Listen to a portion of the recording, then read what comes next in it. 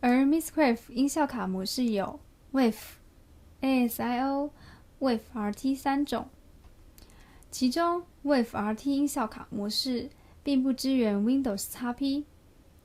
在使用 Mixcraft 6时，需要正确的设定音效卡。不同的音效卡支援的驱动类型不同，能提供的延迟时间也有很大的差异。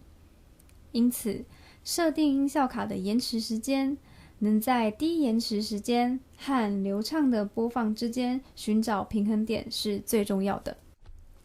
例如，在 WAV 音效卡模式选项中，我们可以从取样率、缓冲数目、位率及缓冲大小做数据的调整，来设定延迟的时间。